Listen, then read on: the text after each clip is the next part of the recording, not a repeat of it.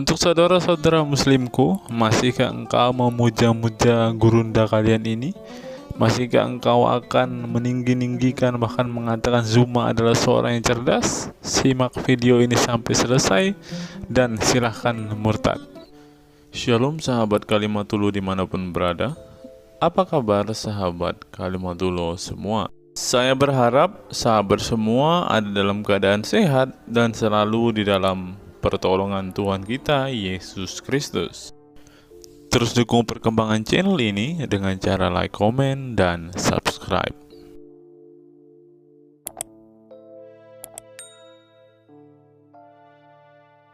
Sebelum kita masuk dan fokus membahas video kita hari ini, teman-teman, kita dengarkan kesaksian pujian dari Bang Kay dulu ya, teman-teman.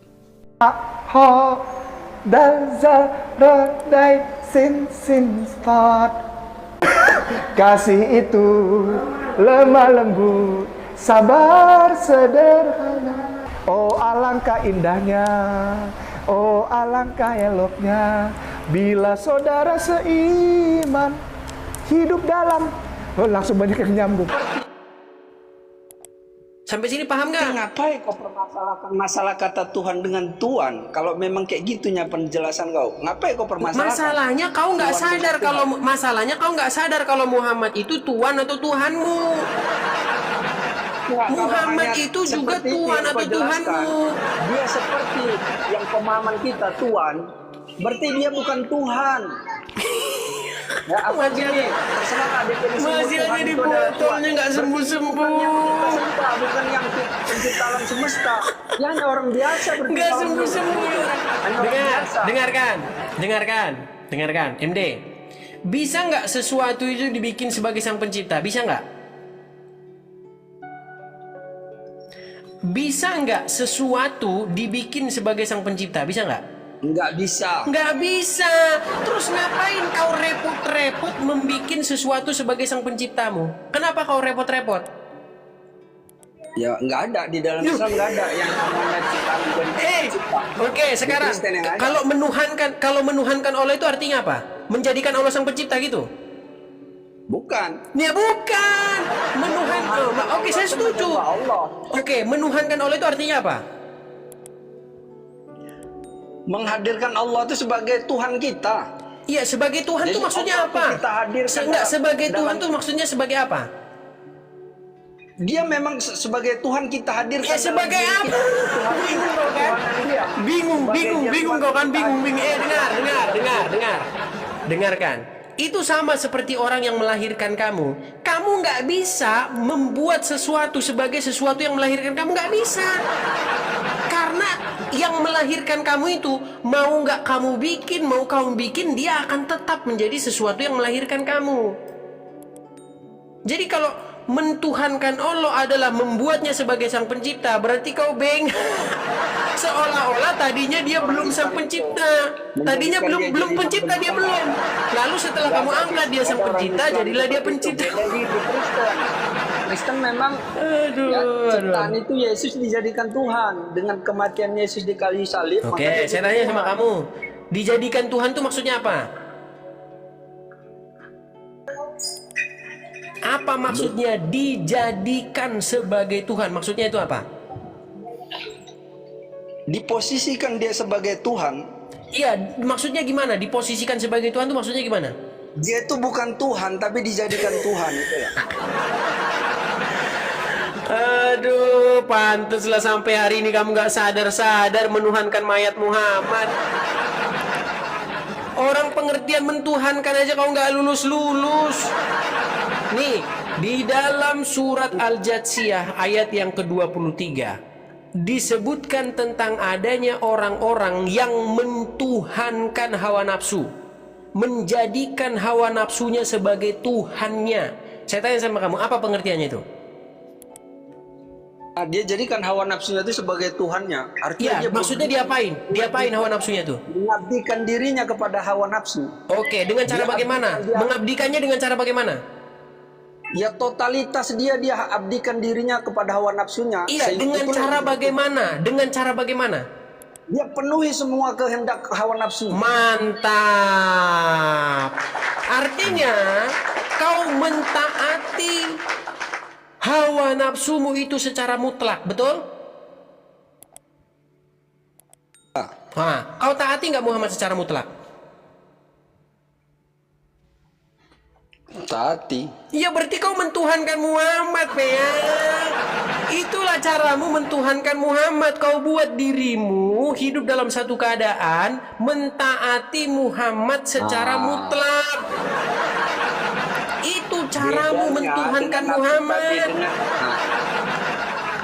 Bedanya, tahu nggak kok bedanya Muhammad dengan nafsu tadi? Ya, kalau nafsu Kau itu jangan menjadi bilang objeknya. bedanya Muhammad Kalau dengan nafsu. Pasukannya, perantaranya. Muhammad beda dengan saya Jadi beda dengan Muhammad itu kamu, bukan semua objeknya. kita berbeda. Intinya Enggak. begini, Ada kamu Muhammad dengarkan MD, mengatakan sembah laku, kau jangan sembah lari laku. kemana-mana, dengarkan. Enggak, dia bukan Intinya objek. begini loh, Dia intinya wasilah. kau membuat Dia Muhammad wasilah. di dalam posisi sebagaimana orang-orang yang mentuhankan hawa nafsu. Gini, orang mentuhankan hawa Emang nafsu. yang diajak Muhammad apa? Karena Yang apa? diajak Karena Muhammad apa? orang tersebut mengabdikan diri secara total. Bagaimana cara mengabdikan diri secara total? Dia ikuti apapun yang diperintahkan hawa nafsunya itu, dia taati, diserahkan hidupnya untuk menurut-nuruti hawa nafsunya itu. Nah, kamu pun begitu. Hidupmu itu ya, kau serahkan untuk menurut-nuruti seorang manusia bernama Muhammad yang sudah meninggal. Makanya saya bilang kau menuhankan Muhammad tapi kau nggak sadar. Ya, kita menaati Muhammad, menaati ajarannya. Oke, Yang orang yang orang sebenarnya oke. diajarinya apa rupanya coba? Oke. Yang diajarinya menyembah Ketika dia. ketika Menyembah orang Tuhan, mentaati Tuhan, menyembah Allah. ketika orang mentaati Muhammad, Kita menaati sepenuhnya Muhammad. dengarkan dulu, dengarkan yang dulu. diajarkannya. Dengarkan. Bukan menyembah dia. Jadi dia bukan posisinya objek. Jadi bedakan udah di sini lari. antara Menyembah tadi itu apa? posisi nafsu itu. Apa menyembah dengan, itu? Enggak, bukan lari. Enggak, Kalian sebentar, apa salah. menyembah itu? Muhammad itu Apa bukan menyembah objeknya, itu? tapi dia hanya Enggak, wasilah, dia hanya perantaranya. Ya. Objeknya Tuhan. Apa Allah. menyembah? Itu yang diajarnya, sembah Tuhan Allah, sama seperti Yesus, sembahlah Bapa satu-satunya Tuhan dan aku tuh utusan. Jadi Yesus itu wasilah, perantara, sama posisinya. Apa menyembah itu? Kau nih, kau turunkanlah kau, dikit-dikit kau bisukan kok, ngapain kau kesini? Kau sendiri bisu-bisukan mikrofonmu. Ditanya kau menyembah apa, bingung. Ditanya kau menuhankan apa, bingung.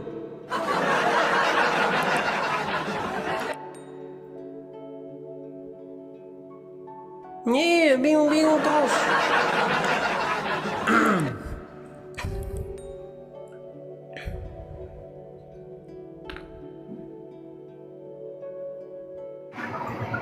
Selamat pagi. Ya, Astuti Muslim. Pagi Muslim. Muslim. Ya, sudah menyimak dari tadi. Udah, ternyata Mas Edis ini pintar gitu banget. Apa? Pintar Mas Edis ini. Enggak kedengeran suaramu loh. Ya, Mas Edis ini pintar. Pintar banget. Pintar banget bagaimana? Ya, kan pintar. Kalau Tuhan itu kan untuk ditaati atau Tuhan untuk penguasa alam ini. Ya, kalau saya setuju. Apakah kamu setuju bahwa kamu sesungguhnya mentaati, mentuhankan Muhammad? Iya, Bersetuju? setuju. Ya sudah. Kenapa banyak orang Muslim tidak mengakui belum bahwa mereka mentuhankan Muhammad? Ya, karena dia pikir ada Allah lain, Allah itu, Allah Tuhan lain gitu kan, yang goib katanya itu. Sedangkan Baik. Tuhan itu nyata. Berarti kamu meyakini bahwa Muhammad itu adalah Tuhan yang nyata? Nyata. Baik. Ini ada muslimah lagi ya teman-teman ya. Kita naikkan dulu satu orang muslim. Karena orang-orang seperti kamu Astuti itu banyak. Tapi dianggap sesat oleh muslim-muslim lain. Begitu loh. Padahal pemahaman kamu itu sangat dalam gitu loh. Coba kita sesama wanita saja ya. Ini si Patterson ini juga wanita ini, muslimah juga ini. Patterson. Halo?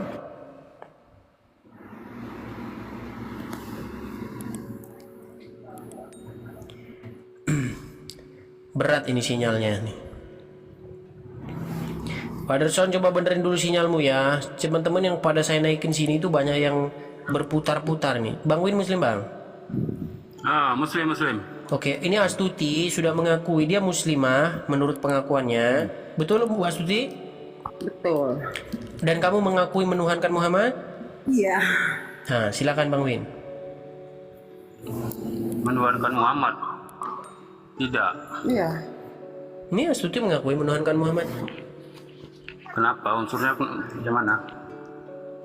Kan Muhammad yang saya ikuti, yang saya itu yang dia itu Allah dan malaikat aja berselawat kepada Muhammad sebab dia adalah penguasa dari alam semesta. Kalau Tuhan itu kan artinya penguasa, pemilik, nanti adalah pewaris juga. Gitu. Kakak ini Muslim apa siapa nih? Muslim. Kenapa pandangan kakak macam itu? Ya Tuhan, kalau alam Allah itu ya seluruh alam semesta beserta isinya itu adalah wujud nyata dari Allah itu sendiri, baik zahir, baik batin, baik yang tampak atau yang tidak tampak, itulah yang namanya Allah. Tapi kalau Tuhan itu penguasa gitu. Ya. Jadi penguasanya di Muhammad sebab Muhammad ini diutus oleh Allah itu secara zahir ataupun batin. Aku juga kata Allah. Allah itu kan kalau Allah itu kan biasanya definisinya Allah itu ada di mana-mana. Allah itu dekat dengan urat leher. Allah itu menyertai seluruh makhluk hidupnya. Jadi Allah itu lihatlah ke timur, ke barat, kemanapun kamu memandang itu adalah wujud nyata dari, kalau kita pandang adalah wujud nyata atau wujud zahir dari Allah itu sendiri. Kenapa kakak berpikir secara seperti itu? Ya kan Tuhan itu kan penguasa, jadi yang dia diutus ya Muhammad penguasa. Aku tidak pernah mengutus sebelum engkau ya Muhammad, baik secara zahir ataupun batin. Makanya yang pertama diutus itu Muhammad. Itulah Tuhan. Itulah penguasa. Itulah yang kita ikuti atau yang dijadikan guru. Soalnya kalau umat Islam tidak berguru bersanad ke dalam Nabi Muhammad itu bukan jalurnya gitu. Coba kaji zat-zat sifat Tuhan dulu. Sifat Tuhan sama dengan sifat hidup. Kalau sifat Allah gitu kan. Kalau sifat Allah itu pasti yang baik, kasih, sayang, pemurah, kalau itu. Tapi kalau kita udah menuhankan dengan pelit, tamak, itu sudah menuhankan hawa nafsu, menuhankan setan namanya atau iblis. Kalau mengkaji zat-zat sifat Tuhan, ngapain nih kak samakan dengan Muhammad? Ya karena di sini Muhammad udah diutus di sana, Muhammad yang diutus. Zatnya saya cekap, yang bilang. Kalau awalnya itu cahaya di atas cahaya, nur ala nur. Itu belajar dulu kakak. Kenapa harus belajar? Kenapa zatnya itu cahaya? Karena semua makhluk ini terbuat dari cahaya, cuman orang itu jangan samakan Allah itu dengan Yesus. Kalau Yesus itu punya daging, punya kontol. Ruhnya itu masuk ke dalam daging. Keluar bahasa Islamnya keluar. Bahasa Islamnya keluar Bang Win ini. Islami sekali dia. Islam sangat mencerminkan ajaran Islam. Menyudutkan Islam. Sementara ilmu yang ini Islam sendiri kok. Astuti ini dia muslimah, dia mengakui Muhammad Tuhan, kok kamu kepanasan? Ya. Bukan saya kepanasan. Kamu kepanasan, ngapain kamu lari-lari ke Yesus? Kamu bahas dulu dengan Astuti, dia ini muslimah. Saya bahas dulu, kau tonton dulu. Kau dengar dulu Bang. Kok kau lari kemana-mana? Jangan kau cerminkan ajaran Islammu di sini. Yang tukang kesetanan, tukang marah-marah, cakap kotor. Berarti sama menuhankan setan namanya, bukan menuhankan Allah itu, hawa nafsu. Si Wiwin ini menuhankan setan dia ini. Iya, menuhankan iblis, hawa nafsunya yang dikemukakan. Kalau orangnya menuhankan Allah atau Muhammad, yang Muhammad itu terpuji, sifat-sifat terpuji aja yang keluar. Nah, saya akan sentimen dengan live ini dari kemarin saya dengar, cuman naik belum sempat. Kadang-kadang yang host ini pun berbicara berlebihan. Nah, seolah-olah banyak tahu tapi sedikit paham. Ya sentipen itu kan bukan sifat Muhammad, bukan sifat yang terpuji gitu kan. Dengarkan aja. Kalau sifat Muhammad siapapun yang memberikan pelajaran itu kan misalnya kalau ragu dengan Al-Quran belajar kepada yang kita walaupun kita berguru kepada iblis sekalipun kita tetap itu namanya guru Manusia ini juga. mana ada sempurna? Yang sempurna itu Nabi Muhammad pun belum sempurna sangat. Iya, makanya kita menuju ke sifat-sifat terpuji itu kan gitu. Kita kan mengikuti ajaran dia, tapi kita Iya. Berarti Muhammad belum sempurna. Berarti Muhammad tidak sempurna. Hah? Muhammad tidak sempurna kamu bilang tadi. Ya, semua manusia itu tak ada yang sempurna, Pak. Muhammad tidak sempurna Muhammad kan? manusia. Oke, Sama dengan Yesus. Muhammad Yesus pun tidak manusia. sempurna. Oke, tapi barang siapa yang taat kepada Muhammad sama saja taat kepada Allah. Kami selaku Muslim itu pusing, keimanan kami pusing kan? Tadi kau bilang Muhammad tidak sempurna, betul? Nah, Nah, sedangkan mentaati Muhammad itu sama saja dengan mentaati Allah. Berarti mentaati yang tidak sempurna sama saja dengan mentaati Allah, betul? benar, jangan abang ayah yang boleh ngomong. Pokoknya logikamu itu akan benturin kepala kamu sendiri. Apa? Kesalahan dia itu kan selalu ada teguran wahyu, hei Muhammad. Berarti Muhammad tidak sempurna intinya, betul? Bingung. Coba Bu Astuti. Bu Astuti, sebentar saya tanya Bu Astuti. Bu Astuti, bagaimana cara menyadarkan saudara-saudara Anda Muslim bahwa sesungguhnya kalian mentuhankan Muhammad? Bu Astuti. Enggak ada Tuhan Muhammad. Kasih kesempatan dulu, Win. Dia mau ngomong loh. Coba Bu Astuti jelaskan bahwa sesungguhnya Islam menuhankan Muhammad. Silakan. Iya, setiap misalnya kan orang itu kan sudah punya keyakinan dari dulu itu Allah itu gaib itu jadi sudah punya keyakinan jadi susah untuk ini walaupun kalian dibuat diajarkan film orang aja. itu susah. Cuman Yang orang-orang bagus yang dulu. sudah Kalau bisa mengontrol tidak menuhankan misalnya menuhankan dengan sifat terpuji hanya itulah orang yang dapat menerima orang yang itu kan orang yang dapat menerima orang yang sabar ikhlas itu kan jadi orang yang itulah yang bisa nanti orang yang selalu mengakui kesalahannya itulah yang nanti yang bisa macam orang Kristen kan. Sebentar, Ingin saya konfirmasi. Bu mengkaji Astuti murni seorang Islam kan? murni. Macam Oke. orang Kristen ingin Coba belajar tentang bagaimana Islam. sebentar, Win. Bagaimana supaya kami tahu bahwa Astuti betul-betul seorang muslimah? Coba. Orang Muslim itu kan yang orang yang sudah berserah diri. Jadi kalau saya berserah diri ini apapun yang terjadi itu saya terima semuanya. Coba dulu. Dengan bersifat dengan sabar itu kan. Tapi Coba kalau baca Al-Fatihah dulu, Astuti. Apakah itu? A'udzubillahiminasyaitonirrajim. Bismillahirrahmanirrahim. Alhamdulillahirabbil alamin arrahmanirrahim maliki yaumiddin. Iyyaka na'budu wa iyyaka nasta'in ihdinas siratal mustaqim.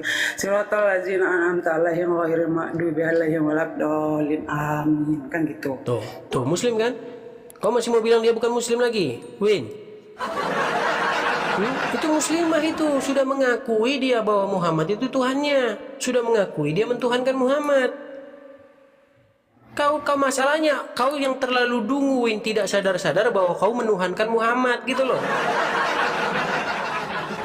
Coba Bu Astuti, mereka ini gimana? Apa yang menghalangi menutup tabir mata saudari-saudari Bu Astuti yang sesama muslim tidak sadar bahwa menuhankan Muhammad? Iya, orang itu sudah didoktrin oleh keyakinan misalnya kalau kita hafal ayat-ayat itu kita hebat bahasa Inggris kita habis kita sudah merasa kita yang di surga sudah dijanjikan surga. Nah, jadi apapun misalnya Mas di sini kan Kristen jadi dia nggak mau dengar gitu kan bahkan dia yakin kalau dia yang dulu masuk surga semuanya kan gitu nggak mau menerima itu salahnya semuanya kan nggak imannya itu kurang gitu kepercayaannya itu kurang kalau orang percaya itu siapapun yang datang itu adalah dari Allah semuanya. Misalnya Mas Edis ini kan, misalnya kalau kamu ragu-ragu tentang Quran tanya kepada yang ahli kitab. Ahli kitab orang yang membaca kitab berarti orang yang Kristen yang tak sebab Taurat dan Injil itu benar gitu kan. Benar gitu kalau ragu soalnya Al-Quran kan tidak ada keraguan-raguan orang itu nggak mau menerima Islam ini sempurna dibilang dia yang sudah sempurna dia yang sudah rasa di sorga gitu kan sudah dapat bidadari 70 kan gitu jadi nggak mau menerima Terdiam dia tadi, langsung terdiam dia tadi. Coba saya naikkan lagi yang muslim lainnya. No, muslim no. No? Iya. Iya. Assalamualaikum. Selamat siang Muslim. Oke, no. Gimana pendapat Anda ini? Bu Astuti ini sudah mengakui kalau dia menuhankan Muhammad. Oke, makasih. Silakan. Kak Astuti, Bu Astuti. Saya rasa nanti Bu Astuti pelajari lebih dalam lagi tentang Islam. Saya anak muda yang memang benar belum paham secara keseluruhan tentang Islam. Tapi saya dalam proses belajar. Tapi saya sarankan Bu Astuti nanti lebih dalam lagi pelajari tentang Islam ya Bu. Supaya jangan mengambang. Jangan mengambang dalam dalam mendefinisi tentang gini Mas. bentar dulu, jangan mengambang. Bentar dulu Bu, jangan mengambang dalam mendefinisikan tentang Islam yang sesungguhnya. Bu Astuti, saya mau naik sama Bapak tadi juga, cuma karena Bang Edisnya terlambat naikkan saya, makanya Bapaknya udah turun. Tapi saya sarankan buat Bu Astuti, kalau Bu Astuti misalnya nyamar dalam posisi live ini, Bu Astuti nyamar, tolong perbaiki diri untuk benar-benar melaksanakan tugas sebagai hamba Allah untuk memperdalam ilmu lagi tentang Islam. Saya juga masih belajar, Bu. Nanti memperdalam tentang Islam supaya jangan menyebar fitnah, jangan menyebar hoax, gitu ya. Saya pribadi menyesal, saya secara pribadi menyesal sekali ajaran-ajaran Ibu Astuti ini yang benar-benar melenceng dari agama Islam. Namanya gitu. Kalau orang Islam itu mau mendengar Sebentar Bu Astuti bisa mencari sinyal. Bu Astuti bisa mencari sinyal yang baik karena putus-putus. Coba Bu Astuti cari sinyal yang baik karena sinyalnya cuma satu bar itu, putus-putus. Coba cari tempat yang sinyalnya bagus karena suara Bu Astuti tidak terdengar. Bang Edis, sedikit saya sudah sampaikan tadi, sedikit Bu Astuti sudah dengar. Yang jelasnya titipan saya buat Bu Astuti. Ditanggapi aja Bu Astuti, silakan ditanggapi biar Sino ini belum mendengar kebenaran. Begini, kalau kita jangan kita munafik hidup ini. Saya bisa baca satu ayat. Munafiknya gimana? Kita sok-sok kita itu tidak tahu baru belajar tapi merendahkan orang lain, itu bukan cara belajar gitu. Gitu. Kalau kita merasa belajar, dengarkan orang lain. Hidayah itu datang dari orang yang mau mendengar gitu, yang tidak menganggap orang lain bodoh gitu kan. Kalau Bapak hidayah gitu, Bu Astuti dengar, Bu Astuti bicara tentang hidayah datang kepada orang-orang yang mau mendengar. Hidayah seperti apa dulu, Bu? Hidayah itu cahaya itu orangnya yang terpuji, bukan menganggap orang lain bodoh gitu. Bukan Bapak itu merasa belajar tapi sudah merasa pintar, itu orang munafik yang nggak sesuai dengan kata-kata, dengan hati sebenarnya. Jangan ada pada posisi jalan yang salah. Istighfar tahu bahasa isyarat, bahasa itu Bapak merasa Bapak orang yang baru belajar tapi merendahkan orang lain. Gimana Bapak mau mendapat hidayah nggak mau mendengar gitu? Saya tidak merendah Ibu, saya cuma bilang Ibu Astuti kalau Bapak menyuruh orang belajar berarti Bapak menyuruh merendahkan orang lain. Orang itu bodoh gitu. Memang bukan itu ajaran Islam, karena ajaran Islam masa Ibu Astuti menuhankan Muhammad. Di mana Bu Astuti? Memang Bapak menuhankan siapa? Astagfirullah, istighfar Bu. Enggak usah lagi. Nuhankan siapa Bapak? Semua itu nyata. Mana Allahmu? Maruf buka siapa? Kalau siapa pasti ada namanya. Saya baca salah satu surat Al-Yauma Akmaltu supaya Bu Astuti bisa dengar ya, supaya Bu Astuti bisa sempurnakan agamamu dulu ya. Sempurnakan agamamu dulu. Pucukkan Islam bagimu untuk sempurnakan agamamu dulu ya. Sempurnakan diri sendiri dulu, baru sempurnakan orang lain. Kalau Bapak aja belum sempurna, bagaimana Bapak bisa mensempurnakan orang lain gitu? Ibu Astuti ini salah benar. Mas Ibu Astuti yakin bahwa Nabi Muhammad itu adalah keyakinan yang sesungguhnya? Tak bisa. Ibu Astuti salah. Bapak ini yang salah. Tuhan Bapak gaib itu apa salah? Kalau di alam gaib itu cuma ada alam gaib itu alam gaib itu 3, alam ruh, alam malaikat dan alam jin. Bapak yang menuhankan yang mana gitu? Bapak yang saya tanya. Kalau Bapak berdoa itu minta pada siapa? Allah. Allahnya mana? Jangan-jangan Bapak minta sama jin. Itu yang syirik gitu. Bang Edis. Soalnya Bapak nggak kenal dengan siapa yang Bapak nikah. Ya, saya anggap No ini pengetahuan Islam No ini masih sangat dangkal. Dia ini belajar Islam baru cuman katanya-katanya. Sedangkan Bu Astuti sudah belajar Islam secara mendalam, makanya Bu Astuti sadar bahwa Bu Astuti menuhankan Muhammad. Nah, kalau orang dalam Islamnya pasti seperti Bu Astuti ini, seperti itu. Ya, nah ini Bang Edis juga, mudah-mudahan Bang Edis juga sepakat dengan Bu Astuti satu pemikiran yang sama ini ya. Yang jelasnya ajaran kami Islam tidak seperti itu. Masa menuhankan Muhammad? Tidak bisa, itu salah Bu Astuti. Makanya Bu Astuti emangnya Bapak nak menuhankan siapa? Hawa nafsu. Berarti Bapak menuhankan hawa nafsu. Soalnya yang kita yang terpuji. Hawa nafsu itu sebenarnya kalau Bapak sadar itu cuma setan dan iblis gitu. Itu yang Bapak tuhankan.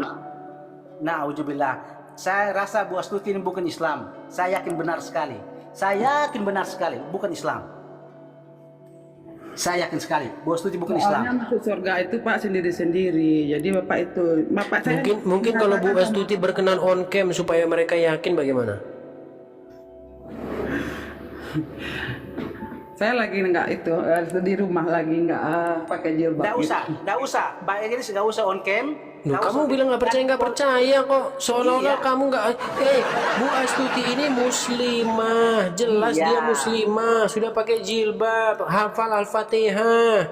Bang Coba. Edis dengar. Bang Dia Edis, bacaannya bagus, kamu malah nggak bisa baca Al-Quran. Gimana kamu itu? Bang Edis memakai jilbab juga, orang Kristen juga memakai jilbab. Hafal Al-Quran. Dari logatnya saja, Bu Astuti nampaknya orang Minangkabau, betul Bu Astuti? Dari Minangkabau? Saya dari Minang. Sebentar, Pak Dino. Minangkabau orang Minang? Iya.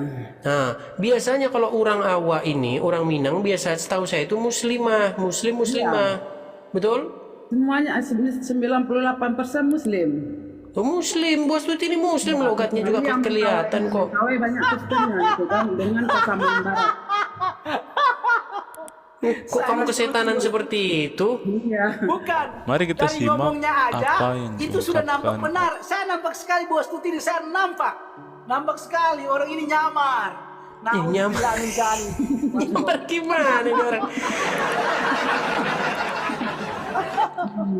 Coba Bu Astuti coba bacakan surat-surat yang biasa Bu Astuti hafal. Coba Bu Astuti. Surat apa? Qul huwallahu ahad itu. Coba. Auzubillahiminasyaitonirrajim. Biar jangan tertawa kan dibilang auzubillahiminasyaitonirrajim. Bismillahirrahmanirrahim. Allahu samad. Allahu kufuwan ahad. Coba surat yang lain Bu Astuti yang jarang. Mana Muslim kayak gitu? Ada Muslim. Sebentar dulu Rizky, sebentar. Silakan Bu Astuti, silakan.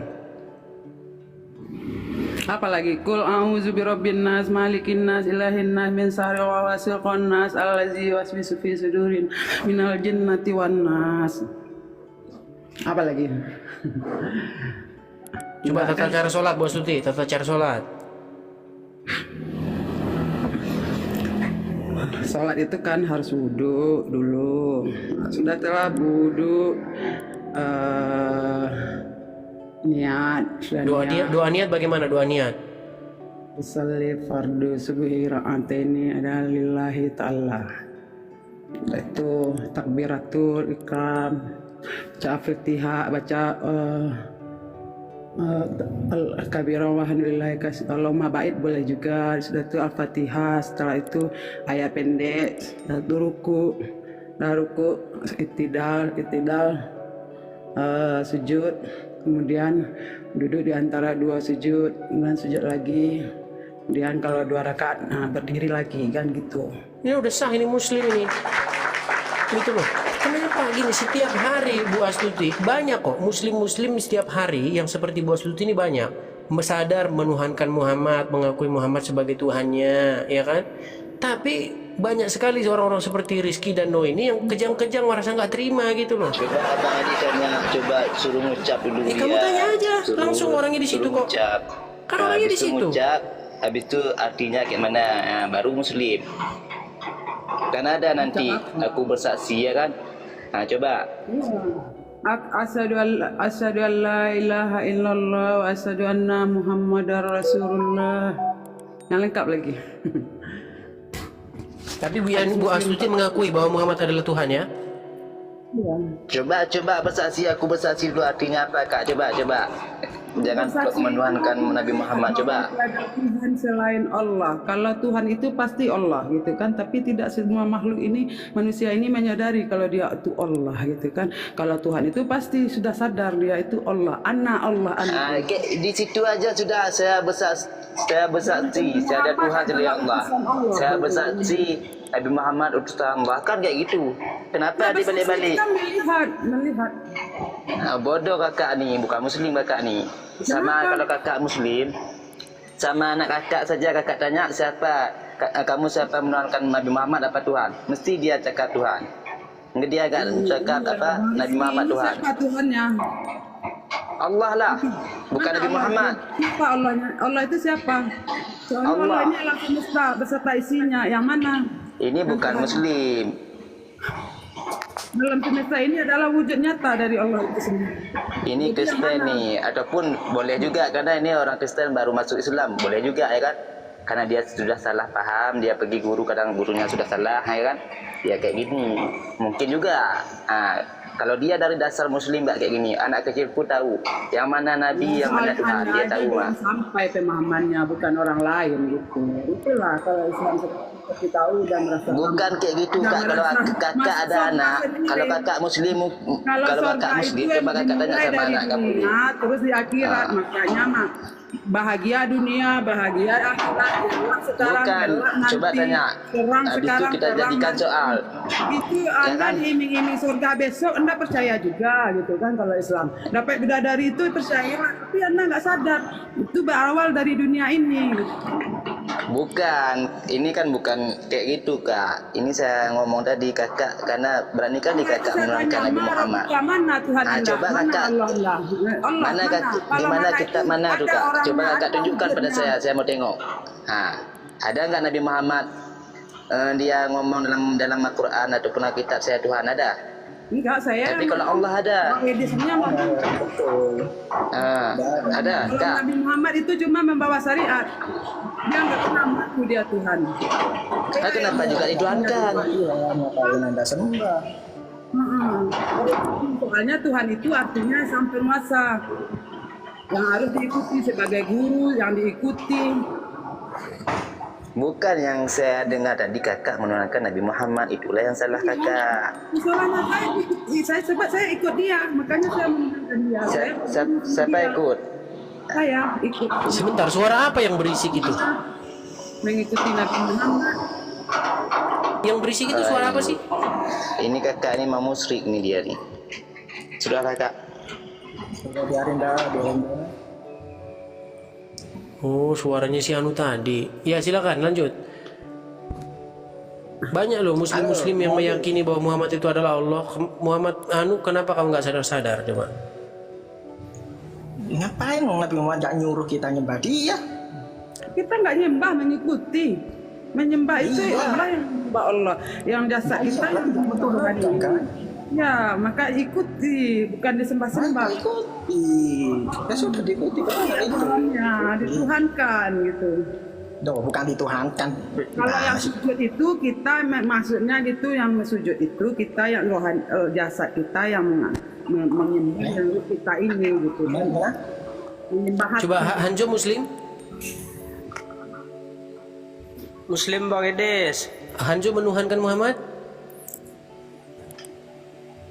Iya Bang Edes. Nah, tuh ada satu lagi nih. Ini juga dari Minang juga ini. Hanjo, Astuti, dua-duanya dari Minang ini. Dua-duanya menuhankan Muhammad ini. Menuhankan itu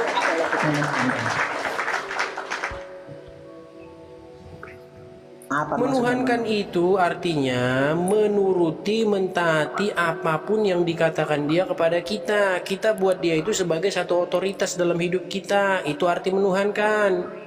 Ya ada lagi loh, satu artinya lagi, yaitu artinya hanya itu. Itu arti dari mana? Oke, buka surat Al-Jasiyah 23. Apanya? Surat Al-Jasiyah ayat 23.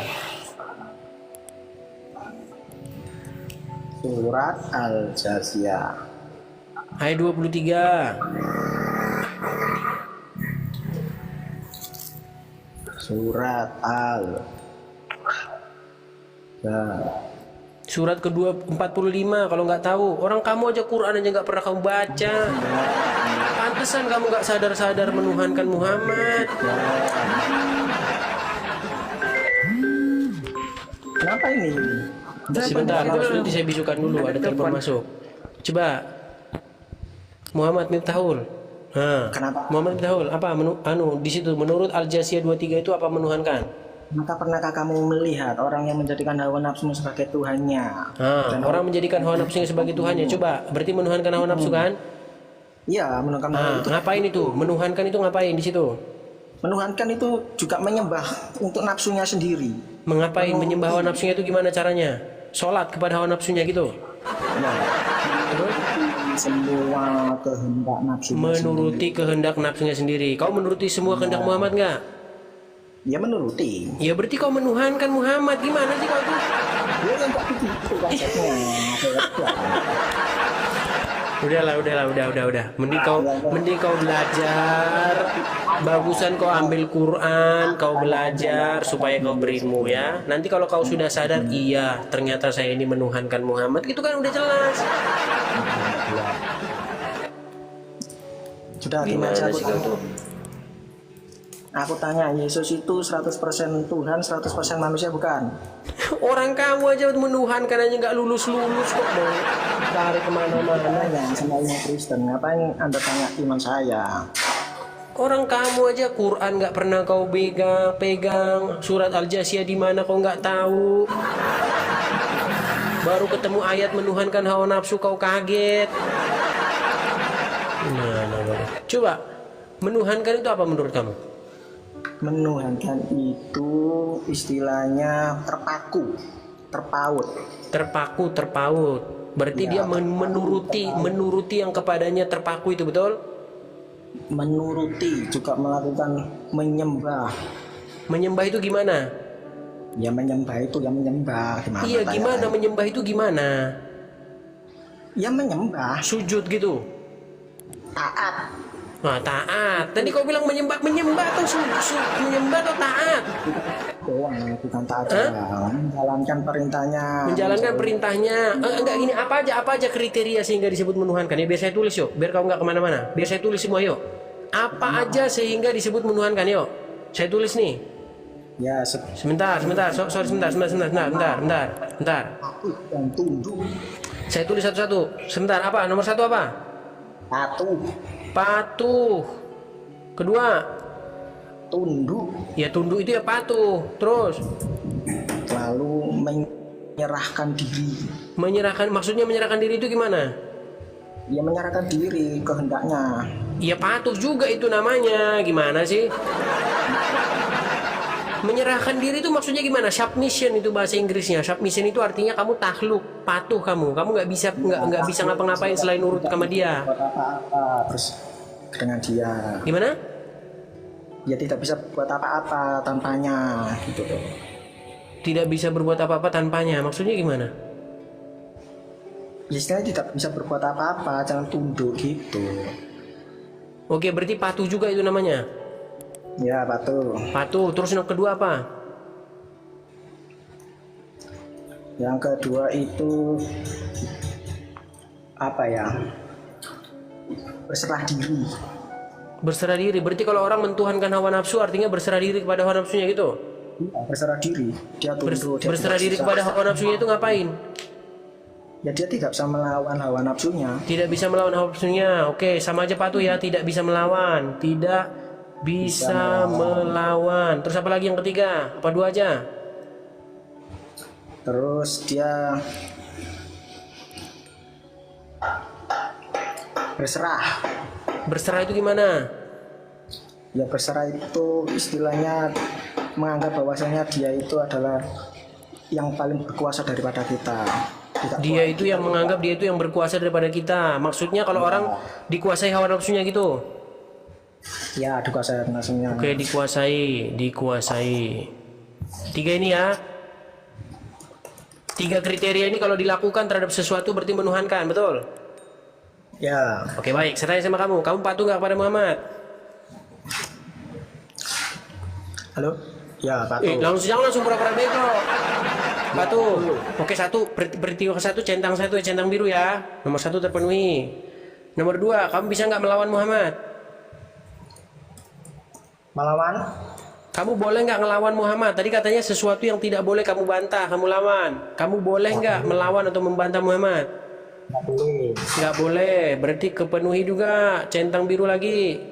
Terus dikuasai dalam pengertian kamu dikontrol, dikendalikan, dalam pengertian kamu harus manggut-manggut aja, apa katanya, betul? Gimana? Yang ketiga, dikuasai. Maksudnya adalah ketika orang dikuasai hawa nafsunya, berarti dia itu tidak punya pilihan lain selain mentaati hawa nafsunya, betul? Ya. Nah, saya tanya sama kamu, terhadap Muhammad kamu harus seperti itu enggak? Ya enggak, dia kan enggak berkuasa atas kita. Oke, berarti kamu boleh membantah Muhammad? Membantah, beda loh konsepnya membantah sama patuh. Udah. Kalau kamu belum sadar juga menuhankan Muhammad, udah. Kau ambil Quranmu, kau baca lagi Quranmu sana. Sadar juga. Gimana ini Hanzo tentang saudara-saudara Anda yang tidak sadar-sadar seperti Anda? Aqua 100% murni pilihan timnas Indonesia. Anda kok sadar menuhankan Muhammad sementara saudara-saudara Anda tidak, itu gimana, Hanzo? Ya mungkin belum dapat hidayah kali ya Bang Edis. Sulit ini ya. Oke, Muslim Umar. Mana Bu Astuti dari Bang Tadi Edis? terima telepon langsung pergi. Jangan-jangan tetanggaan kalian, Hanzo? Enggak, kita turun dulu. Enggak Bang Edis. Kita turun dulu Bang Edis ya, lanjut Bang Edis. Oke, Bang Hanzo, makasih Bang Hanzo. Muslim Umar. Oke, saya turunkan ya, tidak nyangkut-nyangkut ya Umar ya. Udah jam berapa sih teman-teman? Sudah 3 jam setengah teman-teman. Oke teman-teman, sudah 3 jam setengah. Mungkin waktunya istirahat dulu ya teman-teman ya. Seperti biasa teman-teman, mudah-mudahan siaran kita ini berlangsung secara rutin ya, antara jam 9 pagi waktu Indonesia Barat dan jam 7 malam waktu Indonesia Barat. Ya teman-teman, makan dulu, istirahat dulu. Sekali lagi teman-teman, terima kasih ya teman-teman ya. Mari kita simak apa yang diungkapkan oleh Profesor dan cendekiawan Muslim yang satu ini. Kita kutip dalil liputan 6 teman-teman. Quraisy mengatakan, tolong jangan pilih ustadz yang suka memaki. Kai Haji Quraisy ibaratkan begini. Nah teman-teman, ternyata ada juga ustadz-ustadz yang suka memaki-maki teman-teman. Bisa jadi ini adalah salah satu oknum yang dikatakan oleh Habib Kribo tadi teman-teman, di mana mereka seakan-akan orang yang paling beriman, paling beragama, dengan kepalanya ada titik hitam dan juga jenggotnya sampai panjang ke lantai, kata Habib Kribo tadi kan teman-teman. Di era modern ini ketika ceramah agama mudah diakses melalui berbagai media, umat Islam dihadapkan pada pilihan beragama, ustadz atau penceramah yang dapat mereka ikuti. Namun tidak semua pendakwah menggunakan cara yang sejuk dan penuh hikmah dalam menyampaikan pesan agama. Menanggapi fenomena ini, wah ini ternyata sebuah fenomena nih teman-teman, berarti sudah sering terjadi nih teman-teman. Profesor Kai Haji Quraisy Shihab, seorang cendekiawan Muslim, terkemuka menekankan pentingnya memilih ustadz yang tidak memaki-maki dalam dakwahnya.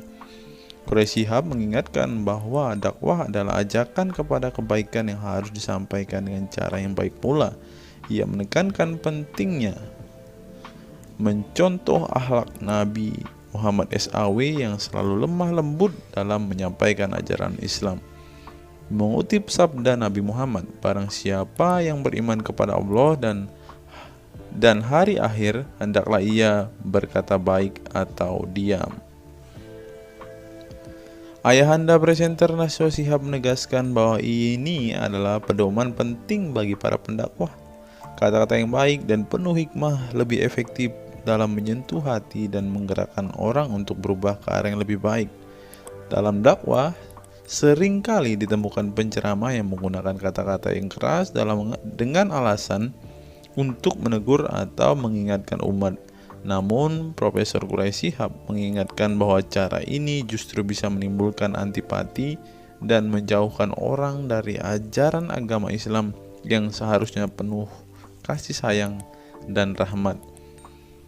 Menukil Islam.co, Quraisy Shihab menjelaskan hal yang menarik ketika ditanya seseorang terkait kriteria ustadz yang tepat untuk dijadikan panutan atau sebagai penceramah.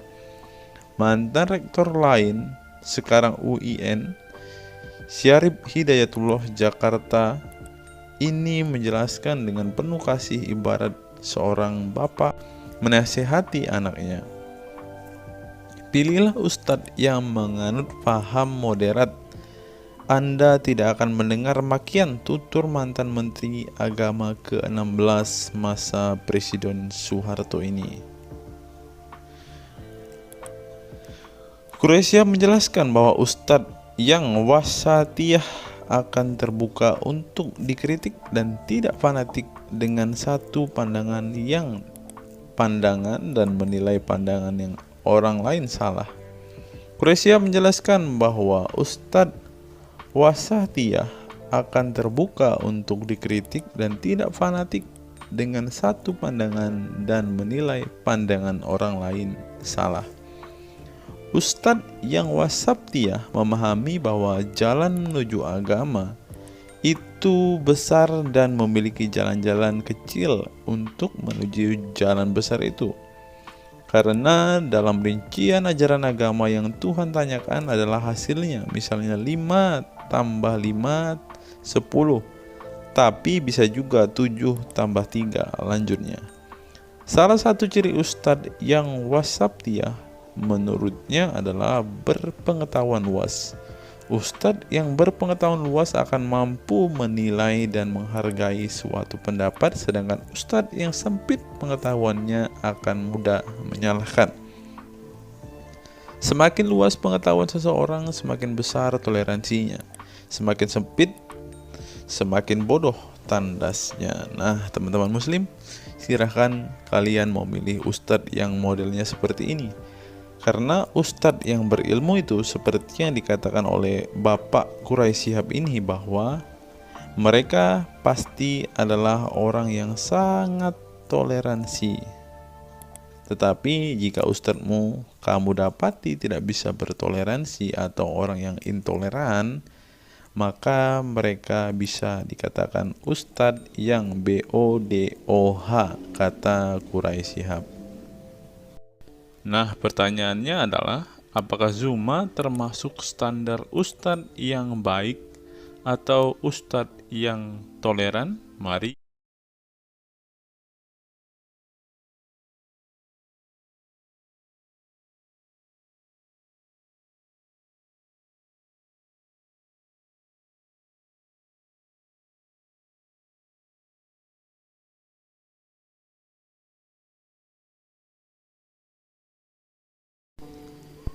Google, mengapa Rasulullah disebut sebagai nabi penutup?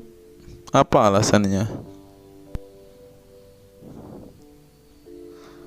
Alasannya mengapa Nabi SAW disebut Rasul terakhir adalah karena Allah SWT telah menunjukkan langsung sebagai penutup para nabi dan rasul. Hal ini tercantum dalam Al-Quran yang merupakan firman Allah. Di sini dituliskan, mengapa Muhammad atau Nabi SAW disebut Nabi terakhir? Mari kita baca ya. Katamul Anbiya merupakan salah satu julukan Nabi Muhammad yang berarti penutup para nabi. Sesuai dengan firman Allah SAW dalam surat Al-Ashab ayat 40 yang berbunyi, artinya, Muhammad itu sekali-sekali bukanlah bapak dari seorang laki-laki di antara kamu, tetapi dia adalah Rasul Allah dan penutup nabi-nabi, dan adalah Allah Maha mengetahui segala sesuatu. Nabi Muhammad SAW merupakan nabi terakhir yang Allah utus untuk menyempurnakan agama-agama sebelumnya. Al-Quran merupakan kitab Allah yang menyempurnakan kitab-kitab sebelumnya, sehingga tidak perlu ada kitab lain karena Al-Quran merupakan kitab Allah yang menyempurnakan kitab-kitab sebelumnya, sehingga tidak perlu ada kitab lain karena Al-Quran sebagai kitab terakhir. Maka dapat diartikan bahwa tidak ada lagi nabi setelah Nabi Muhammad SAW. Nabi Muhammad SAW sebagai nabi terakhir juga didukung dengan dalil lainnya, yaitu surat Al-Sab 61 ayat 6. Dan ingatlah ketika Isa bin Maryam berkata, "Hai Bani Israel, sesungguhnya aku adalah utusan Allah kepadamu, membenarkan kitab sebelumku, yaitu Taurat, yang memberikan kabar gembira dengan datangnya seorang rasul yang akan datang sesudahku, yang namanya Ahmad dalam tanda kurung Muhammad." Menurut Syekh Al-Zairi dalam kitab Al-Jawahir dan Al-Qalamiyah, alasan kenapa Nabi Muhammad SAW dijadikan nabi terakhir adalah hikmah terputusnya para nabi itu untuk menyeru umat manusia agar beribadah kepada Allah, menunjukkan mereka ke jalan yang lurus dalam urusan kehidupan duniawi dan ukrawi, memberitahu kepada mereka tentang hal-hal yang tidak dapat dicapai oleh penglihatan mereka, dan memberitahu keadaan yang pemikiran mereka belum sampai, dan menetapkan dalil yang meyakinkan serta menghilangkan syubhat keserupaan yang tidak benar. Adapun hubungan dakwah Nabi Muhammad SAW dengan nabi-nabi terdahulu ialah terbangun atas dasar sebagai penguat dan penyempurna dakwah nabi-nabi sebelumnya. Oleh karena itu, semua para nabi selalu dibangun atas dasar dua pondasi utama, yaitu akidah, syariat, dan akhlak. Dari segi kaidah, dari segi akidah, semua ajaran yang dibawa oleh para nabi, mulai dari Nabi Adam alaihissalam sampai Muhammad SAW, adalah sama. Tidak ada beda antara nabi satu dengan nabi yang lainnya. Semuanya mengajarkan keimanan terhadap keesaan Allah SWT, yaitu dengan membersihkan dari segala sifat yang tidak layak baginya, dan mengimani adanya hari kiamat serta adanya surga dan neraka. Maka dari itu, semua para nabi menyerukan kepada kaumnya masing-masing antara dasar iman kepada Allah, dan semua para nabi setelahnya saling membenarkan ajaran yang telah dibawa oleh para nabi sebelumnya. Adapun dari segi syariat yang mengatur tatanan kehidupan masyarakat dan individu terhadap perbedaan dalam metode dan kuantitasnya antara satu nabi dengan yang lain. Hal itu disebabkan karena syariat tersebut dalam ranah pelaksanaan, bukan sebuah pengabaran seperti akidah. Perkembangan zaman dan perbedaan bangsa yang satu dengan bangsa yang lainnya turut mempengaruhi syariat mereka satu sama lain. Diutusnya satu nabi itu adalah khusus untuk umatnya pada waktu itu, bukan umum untuk semua manusia. Sebuah hukum syariat terbatas dalam ruang lingkup yang sempit sesuai dengan umatnya pada waktu itu secara khusus. Nah, dari bagian pertama ini kita mengetahui, teman-teman, mengapa Rasulullah ini dikatakan sebagai nabi penutup, karena Rasulullah juga mengajarkan kepada keesaan Allah, teman-teman. Nah, seperti yang terus di sini, semuanya mengajarkan keimanan terhadap keesaan Allah SWT, yaitu dengan membersihkan dari sifat segala yang tidak layak baginya, dan mengimani adanya hari kiamat dan adanya surga dan neraka.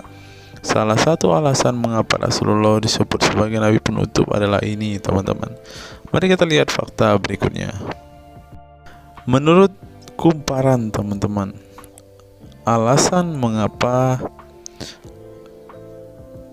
Rasulullah SAW disebut nabi terakhir, teman-teman. Mari kita simak ya. Saya berharap teman-teman tidak bosan mendengar setiap fakta-fakta yang kita bukakan ini, karena dengan melihat fakta-fakta ini setidaknya kita belajar, teman-teman, dan dapat memaklumi mengapa sih saudara-saudara muslim kita itu sangat-sangat menjunjung tinggi Rasulullah, teman-teman. Mari kita simak. Nabi Muhammad SAW adalah nabi yang ke-25 dalam Al-Quran. Sebagai umat Islam, kita diwajibkan mempercayai bahwa tidak ada rasul lain setelah kematian Nabi Muhammad SAW. Sebenarnya, mengapa Nabi SAW disebut rasul terakhir? Bukan tanpa alasan Allah SWT memilih Nabi Muhammad SAW sebagai rasul terakhir, sehingga kita dilarang untuk mempercayai bahwa adanya rasul setelah Nabi Muhammad SAW meninggal dunia, bahkan sampai memiliki cara pandang berbeda dengan beliau. Nah, jadi teman-teman kita, saudara-saudara kita tidak percaya ada nabi setelah Nabi Muhammad, teman-teman. Terlebih ada yang nabi yang membawa ajaran-ajaran yang berbeda dari apa yang diajarkan oleh Rasulullah. Berikutnya, alasan dibalik Nabi Muhammad SAW disebut rasul terakhir. Nabi Muhammad SAW ditunjuk menjadi rasul terakhir Allah SWT dan mendapatkan Al-Quran yang merupakan kitab sempurna dari kitab-kitab sebelumnya. Nah, mereka percaya juga kitab mereka adalah kitab yang paling sempurna, karena kitab-kitab sebelumnya tidak sempurna, maka disempurnakan oleh Al-Quran, teman-teman. Artinya, wahyu yang sudah diterima Nabi Muhammad SAW sudah terputus sejak beliau meninggal dunia. Ibnu Katsir menjelaskan, ini merupakan nikmat Allah Subhanahu wa Ta'ala yang terbesar atas umat ini. Allah Subhanahu wa Ta'ala telah menyempurnakan untuk mereka agama mereka, sehingga mereka tidak lagi membutuhkan agama selain agama mereka. Mereka tidak pula membutuhkan nabi selain nabi mereka. Oleh karena itu, Allah Subhanahu wa Ta'ala menjadikannya sebagai penutup para nabi. Allah Subhanahu wa Ta'ala mengutus beliau kepada manusia dan kepada jin. Nah, jadi teman-teman, Rasulullah juga bukan hanya dikirim kepada umat muslim, kepada manusia-manusia yang percaya dan memutuskan untuk memeluk agama Islam saat ini, ternyata juga kepada para jin, teman-teman. Allah Subhanahu wa Ta'ala berfirman, artinya Muhammad itu sekali-kali bukanlah bapak dari seorang laki-laki di antara kamu, tetapi dia adalah Rasulullah dan penutup nabi-nabi, dan adalah Allah Maha mengetahui segala sesuatu. Dikutip dari buku situs-situs dalam Al-Quran oleh Syarifuddin Al-Fikri, para ahli bahasa memberikan makna terhadap kata ma dalam surat Al-Ahzab ayat 40 dengan al-istitsaku wal ma'u, yang artinya memastikan dan menolak sesuatu, sehingga Al-Quran menyebutkan bahwa Nabi Muhammad SAW sebagai khatam an-nabiyin. Artinya pasti tidak ragu beliau seorang nabi terakhir dan menolak orang mengaku di kemudian hari. Adapun alasan dibalik Nabi Muhammad SAW sebagai rasul terakhir dijelaskan oleh Syekh Al-Zairi dalam Al-Jawahir Al-Kalamiyah. Sebenarnya Nabi kita Muhammad dikatakan sebagai penutup para nabi itu hanya karena sesungguhnya hikmat terputusnya para nabi itu menyeru umat manusia agar beribadah kepada Allah, menunjukkan mereka ke jalan yang lurus dalam urusan kehidupan duniawi dan ukhrawi, memberitahu kepada mereka tentang hal-hal yang tidak dapat dicapai oleh penglihatan mereka, dan memberitahu keadaan yang pemikiran mereka belum sampai, dan menetapkan dalil yang meyakinkan serta menghilangkan syubhat-syubhat keserupaan-keserupaan yang tidak benar. Karena itu, umat manusia tidak memerlukan lagi kepada nabi sesudah Nabi Muhammad, sebab syariatnya telah mencapai batas kesempurnaan. Dan dari alasan inilah tampak jelas tentang rahasia terusnya beliau untuk seluruh umat manusia, dan keberadaan beliau sebagai manusia yang paling utama dalam segi fisik serta halaknya. Demikianlah penjelasan singkat mengenai Nabi Muhammad SAW sebagai Rasul terakhir. Semoga dengan mengetahuinya dapat menambah meneladani beliau sebagai sosok yang sempurna. Yang perlu diingat, jangan menghujat ya teman-teman. Mengutip sindonews.com, inilah ke-10 keistimewaan Rasulullah. Yang pertama, air liur Rasulullah menjadi obat. Dari Sahl bin Sa'ad berkata, saat Rasulullah dan para sahabat akan berperang di Khaibar, Rasulullah bersabda bahwa ia akan memberikan bendera kepada seorang pria yang cinta dan dicintai oleh Allah dan Rasul-Nya, dan Allah akan memberikan kemenangan. Rasulullah mencari Sayyidina Ali. Akan tetapi para sahabat mengatakan bahwa Ali sedang mengalami sakit mata. Rasulullah memerintah para sahabat untuk mendatangkan Ali kepada beliau. Kemudian Rasulullah meludahi kedua matanya dan mendoakannya. Seketika itu sakit matanya sembuh seakan-akan tidak ada bekas sakit sebelumnya. Kemudian sahabat Talq bin Ali mengaku pernah digigit kalajengking di kakinya. Lalu Nabi meludahi kakinya dan mengusapnya. Seketika hilang sakit dan berhenti darahnya keluar. Talq bin Ali mengatakan, aku digigit oleh kalajengking ketika aku di dekat Nabi Muhammad, lalu beliau meludahi kakiku dan mengusapnya. Yang kedua, rambut beliau membawa berkah. Sahabat Khalid bin Walid radhiyallahu anhu tak pernah kalah di medan perang. Di setiap perang, Khalid selalu meraih kemenangan dan membuat nyali musuh ketakutan.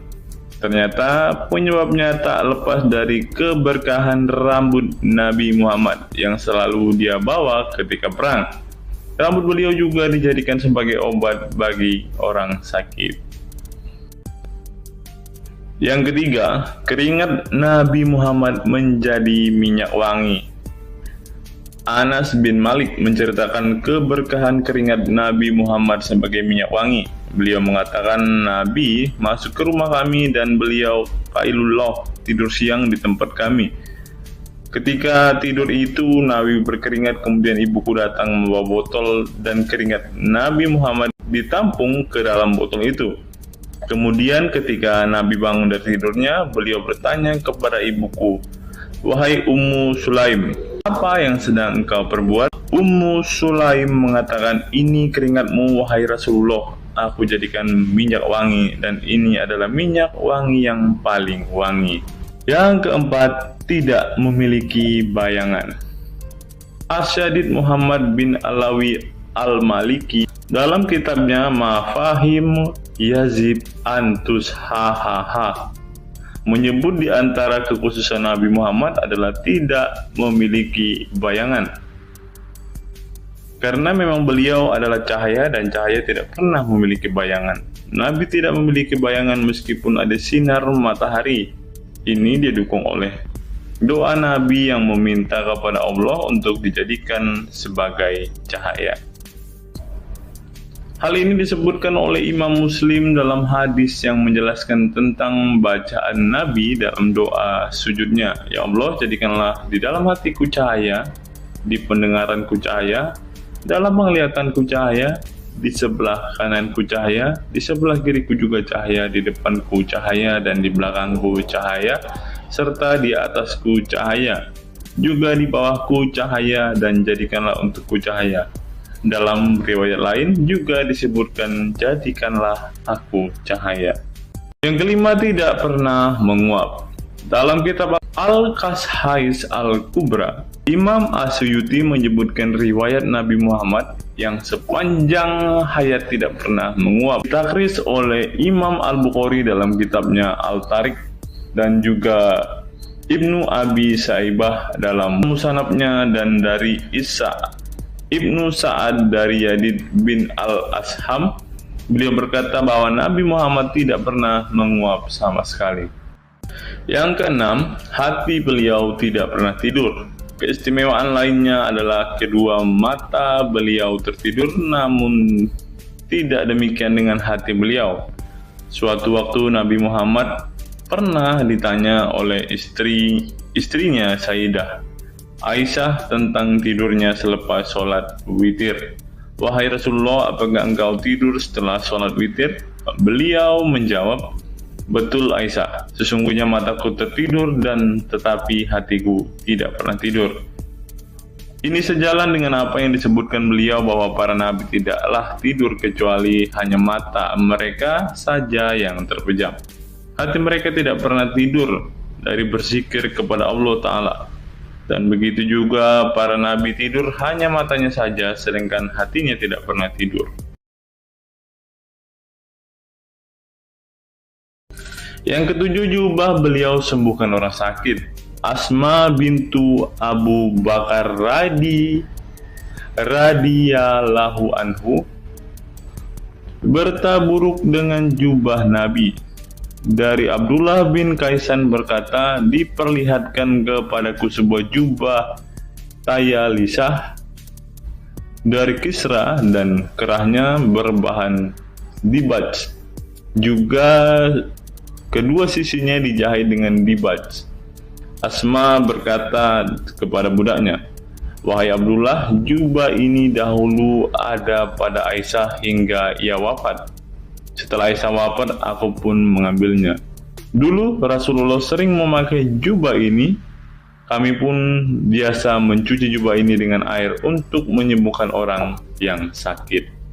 8. Darah bekam Nabi diminum sahabat. Darah Rasulullah benar-benar barokah. Sahabat Abdullah bin Zubair radhiyallahu anhu pernah meminum darah Nabi. Diceritakan Abdullah datang kepada Rasulullah ketika beliau sedang berbekam. Setelah Rasulullah selesai, maka beliau memberikan darah berbekam itu sambil berkata, "Pergilah dan sembunyikan darah ini dari manusia." Maka aku pergi dan meminum darah itu. Selepas itu aku mendatangi Rasulullah kembali. Lalu Rasulullah bertanya, "Apa yang kamu lakukan?" Abdullah menjawab, "Aku sudah sembunyikan darah itu di tempat yang tidak boleh dilihat oleh manusia." Baginda Nabi berkata lagi, "Jangan-jangan kamu telah meminumnya?" Beliau menjawab, "Ya, aku telah meminumnya, wahai Rasulullah." Setelah meminum darah itu, Nabi Muhammad berkata kepada Abdullah, "Sungguh engkau telah menjaga dirimu dari api neraka." Yang ke-9, tidak pernah ihtilam atau dalam tanda kurung mimpi basah. Ihtilam adalah keluarnya air mani karena sebab mimpi atau fantasi. Di Indonesia sering disebut dengan mimpi basah. Dan itu tidak pernah terjadi pada Nabi Muhammad. Dalam kitab hadis Al-Mu'jam Al-Kabir, Imam At-Tabarani mengeluarkan sebuah riwayat dari Ibnu Abbas bahwasannya Nabi Muhammad tidak pernah ihtilam atau mimpi basah. Yang ke-10 yang terakhir, teman-teman, dapat melihat dan mendengarkan ringkihan langit. Dari sahabat Abu Dzar, Nabi Muhammad bersabda, "Sesungguhnya aku melihat apa yang kalian tidak lihat, dan aku mendengar apa yang kalian tidak dengar, ringkihan langit. Dan memang pantas langit bersuara ringkih, karena di setiap jarak 4 jari di langit ada malaikat yang menaruh keningnya dan sujud kepada Allah. Demi Allah, seandainya kalian mengetahui apa yang aku ketahui, kalian akan sedikit tertawa dan banyak menangis." Keistimewaan lain dari Nabi Muhammad disebutkan ketika beliau buang air tidak ada bekasnya sama sekali. Dalam kata lain, semua kotoran beliau ditelan bumi, tak sedikit pun yang tertinggal. Beliau juga mampu melihat ke belakang dengan jelas sebagaimana beliau melihat ke depan. Itulah ke-10 keistimewaan Nabi Muhammad yang juga menjadi bukti kenabian beliau. Rasulullah adalah manusia sebagaimana umatnya, akan tetapi Allah menjadikan beliau sebagai manusia yang tidak seperti manusia pada umumnya.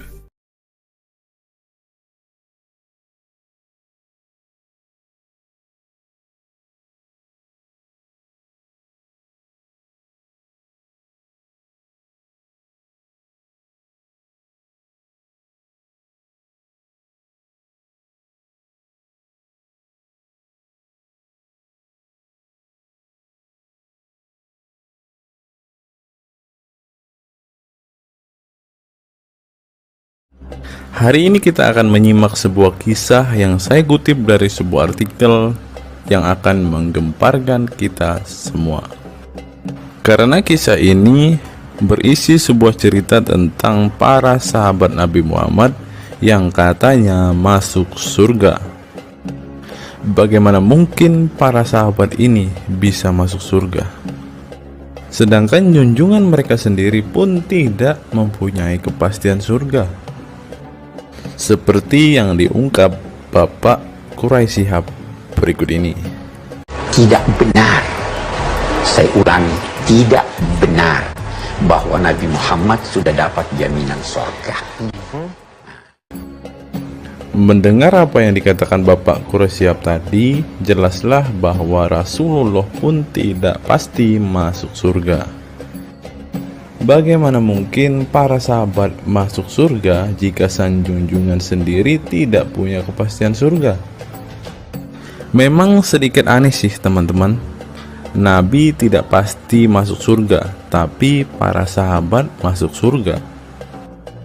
Mungkinkah para sahabat lebih baik dari sang Nabi? Untuk itu, mari kita simak kisah para sahabat Nabi berikut ini dan temukan alasan mengapa mereka bisa masuk surga. Kisah sahabat Nabi Muhammad SAW yang dijamin masuk surga oleh Allah SWT. Semua manusia pasti menginginkan masuk surga Allah SWT, namun tidak semua jiwa bisa masuk surga.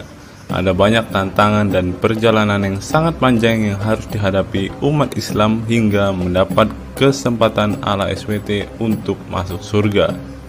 Itu juga belum tentu langsung masuk surga. Mungkin harus ke neraka untuk menghapus dosa-dosa terlebih dahulu. Meski demikian, kita bisa belajar dari kisah sahabat Nabi Muhammad SAW yang dijamin masuk surga Allah. Mereka tidak begitu saja mendapat tempat yang keindahannya kekal abadi. Berbagai ujian keimanan dan fisik dalam mengarungi kehidupan mereka di jalan Allah SWT. Siapa sajakah sahabat Nabi SAW yang dijamin masuk surga? Simak selengkapnya dalam ulasan berikut ini. Kisah sahabat Nabi Muhammad SAW yang dijamin masuk surga. Dalam sebuah hadis terdapat 10 sahabat Nabi SAW yang masuk surga. Hadis tersebut berasal dari Abdurrahman bin Auf radhiyallahu anhu. Ia berkata, Rasulullah SAW bersabda. Adapun kisah 10 sahabat Nabi yang dijamin masuk surga yang dikutip dari buku biografi 10 sahabat Nabi yang dijamin masuk surga karya Sujai Fadil 2020. Yang pertama, Abu Bakar As-Siddiq. Abu Bakar As-Siddiq dikenal sebagai manusia terbaik setelah Nabi Muhammad SAW. Beliaulah orang pertama yang beriman kepada Nabi SAW, menemaninya dan membenarkan perkataannya. Ketika Nabi Muhammad SAW meninggal dunia, beliaulah yang dipilih menjadi imam dan melanjutkan kepemimpinan sebagai khalifah. Yang kedua, Umar bin Khattab. Sahabat Nabi Muhammad SAW selanjutnya yang dijamin masuk surga adalah Umar bin Khattab. Dedikasi beliau kepada agama Islam sangatlah besar. Walaupun sebelum ia memutuskan untuk beriman kepada Nabi Muhammad SAW, ia ingin membunuhnya. Setelah masuk agama Islam, Umar bin Khattab menjadi orang yang paling berani dan mendapat gelar Al-Furuq yang memiliki arti pembeda antara yang benar dan yang salah. Yang ketiga, Utsman bin Affan. Utsman bin Affan merupakan saudagar kaya raya, namun kekayaan tersebut tidak membuatnya sombong, namun kebalikannya. Utsman menggunakan hartanya untuk zakat, sedekah, dan infak. Setelah meninggalnya Umar bin Khattab, beliau melanjutkan kepemimpinannya dan juga melanjutkan tugas untuk menyusun mushaf Al-Quran. Yang keempat, Ali bin Abi Thalib. Ali bin Abi Thalib merupakan sepupu dari Nabi Muhammad SAW, sehingga beliau banyak belajar Islam dari usianya sejak kecil. Ali bin Abi Thalib pernah ditinggal Nabi Muhammad SAW saat perang Tabuk untuk menjaga para wanita dan anak-anak. Setelah meninggalnya Utsman bin Affan, beliau meneruskan kepemimpinannya. Namun di masa kepemimpinannya banyak sekali pertentangan dan perpecahan kelompok dengan pemikiran masing-masing. Talhah bin Ubaidillah.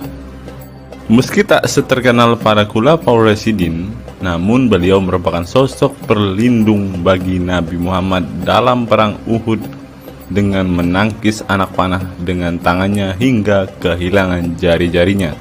Selain itu, Thalib bin Ubaidillah disanjung karena kebaikan hati dan sedekah beliau. Yang keenam, Zubair bin Awam. Zubair bin Awam merupakan orang pertama yang berani mencabut pedangnya di jalan Allah SWT saat ia menduga ada orang musyrik yang sewenang-wenang kepada Nabi Muhammad SWT. Perjuangannya untuk masuk ke Islam tidaklah mudah. Beliau sempat disiksa oleh pamannya sendiri agar tidak mengikut Nabi Muhammad SAW. Yang ketujuh, Abdurrahman bin Auf. Abdurrahman bin Auf merupakan seorang saudagar yang kaya raya. Walaupun seorang yang berlimpah harta, beliau banyak menggunakan hartanya untuk kaum muslimin. Ketika mendengar bahwa dirinya akan masuk surga, Abdurrahman bin Auf khawatir apakah layak masuk surga dan merasa dirinya bukanlah siapa-siapa. Yang kedelapan, Sa'ad bin Abi Waqqas. Sa'ad bin Abi Waqqas merupakan paman Nabi Muhammad SAW dari ibunya. Ketika mendengar Islam di Mekah, Sa'ad langsung menghampiri Nabi Muhammad SAW untuk beriman kepada Allah SWT dan Rasulnya. Sa'ad bin Abi Waqqas merupakan orang pertama yang meletakkan anak panah di jalan Allah SWT. Beliau juga dipilih menjadi komandan perang Qadisiyah dan diangkat menjadi gubernur Kufah di masa kepemimpinan Utsman bin Affan. Yang kesembilan, Sa'id bin Zaid. Apabila seseorang yang mampu membuat Umar bin Khattab yang keras bisa masuk ke dalam Islam, beliau adalah Sa'id bin Zaid dan istrinya Fatimah bin Khattab. Beliau mengadakan pertemuan di Darul Arqam dan sebelumnya menyampaikan dakwah di dalamnya. Sa'id bin Zaid tidak pernah absen dari peristiwa penting dan peperangan bersama Nabi Muhammad SAW kecuali di perang Badar. Yang ke-10, Abu Ubaidah bin Zarah. Abu Ubaidah bin Zarah merupakan seorang sahabat Nabi Muhammad yang lemah lembut namun cekatan. Beliau termasuk salah satu generasi pertama yang masuk Islam. Ketika perang Uhud, dua gigi depannya copot, malah tampilan dirinya makin bagus. Giginya ompong dikarenakan ia mencabut dua rantai yang masuk melalui lubang kancing topi besi di wajah Nabi Muhammad SAW karena terkena tebasan. Dari 10 kisah tadi, semua sahabat Nabi itu terkenal dengan perbuatan baiknya. Apakah standar umat muslim masuk surga adalah dengan berbuat baik? Perbuatan baik tentu tidak dapat menyelamatkan. Seorang ustadz pernah berkata seperti ini. Mengantarkan kita masuk ke surga itu bukan amal perbuatan kita. Kita semua masuk ke dalam surga Allah kelak itu lantaran mendapat anugerah dari Allah dan mendapat rahmat dari Allah. Jadi bukan karena amal ibadah kita. Apa tanggapan teman-teman setelah menyimak kisah ini?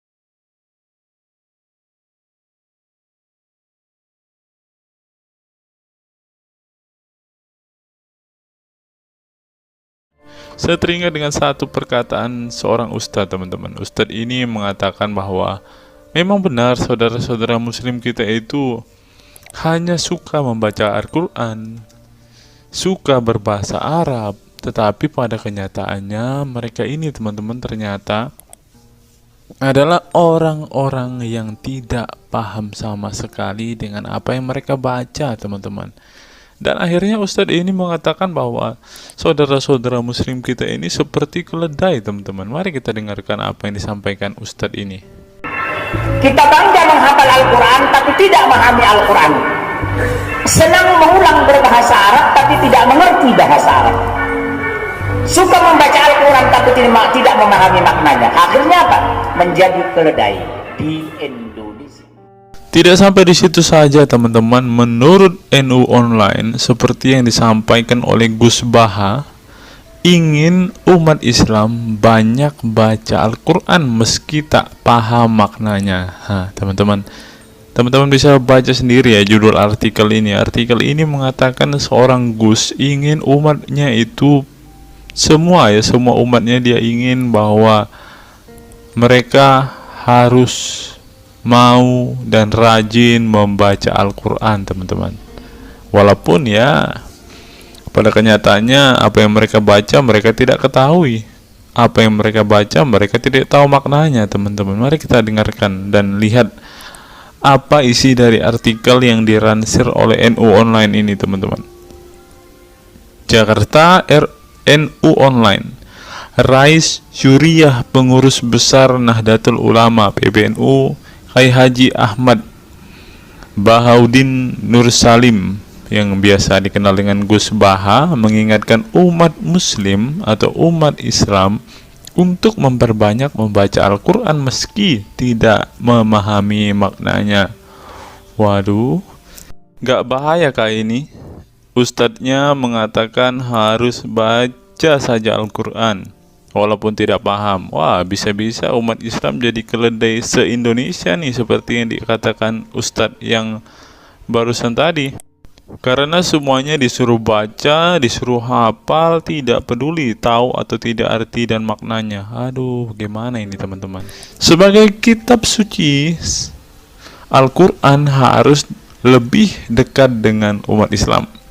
Cara mendekatinya bisa dengan mempelajari dan memahami kandungan Al-Quran atau membacanya. Membaca Al-Quran lebih bernilai ibadah, terutama di bulan suci Ramadan. Saya paling sangat ingin di Ramadan ini banyak membaca Al-Quran, baik membaca secara qiraatan saja atau lebih jelasnya. Sebagaimana dikutip NU Online dari akun YouTube Santri Gayeng. Menurut Gus Baha, membaca Al-Quran tidak harus menunggu paham arti dan tafsirnya. Sebab membaca Al-Quran dari huruf ke huruf sudah bernilai ibadah. Meskipun seorang yang membacanya itu tidak paham arti dan maknanya. Terlebih ketika membaca dan kemudian menjadikan isi Al-Quran sebagai bimbingan hidup. Gus Baha mencoba melogikakan orang yang membaca Al-Quran tetapi tidak memahami maknanya. Ia menjelaskan ketika seseorang membaca Al-Quran dan tidak paham maknanya, maka seseorang itu hanya menyibukkan diri dengan kalamullah. Hal ini menurut Gus Baha sesuatu yang baik. Tetapi Ustadz yang tadi mengatakan kalau hanya bisa membaca tetapi tidak ngerti maknanya, mereka sama dengan keledai di Indonesia. Nah, sekarang umat muslim bingung nih harus ngikutin yang mana, mau jadi keledai atau hanya menjadi pembaca tetapi tidak tahu apa-apa nih. Lanjut, teman-teman. Efek dari kesibukan dengan kalamullah itu pasti tidak melakukan maksiat. Tetapi kalau kita melihat ya, kalau ada satu contoh kasus yang terjadi di pesantren kemarin kan, teman-teman, di artikel yang kita baca sebelumnya, bahwa kejadian atau hal yang bersangkut paut dengan maksiat ini terjadi di dalam pondok pesantren, teman-teman. Bagaimana ini Gus Baha? Kalau Anda mengatakan bahwa ketika orang sibuk dengan membaca Al-Quran dengan kesibukan membaca kalamullah dan bisa terhindar dari melakukan hal-hal maksiat, tapi kok di pondok pesantren malah terjadi maksiat nih Gus Baha, bagaimana ini? Lanjut, saya beri contoh, meskipun membaca saja dan tidak paham artinya, itu tetap baik. Ada orang yang semalaman itu duduk bersama keluarga, ngobrol ringan tentang masa lalu, cerita lucunya atau lucunya anaknya. Pada malam itu ditulis oleh malaikat bahwa keluarga ini tidak maksiat, tidak dugem, tidak narkoba, dan tidak ke tempat maksiat, jelasnya. Gus Baha mengatakan keberkahan dari seorang muslim atau muslimah menyibukkan diri bercengkrama bersama keluarga, asik guyon dengan teman dan tetangga adalah tidak melakukan maksiat dan tidak macam-macam, apalagi jika saat itu membaca Al-Quran. Hal ini sesuai dengan kajian ilmu usul fikih yang dipelajari Gus Baha dari Al-Makfurlah Kiai Haji Maimun Zubair. Dia menegaskan bahwa di antara kebaikan agama Islam adalah meninggalkan itu adalah pekerjaan yang tidak butuh modal.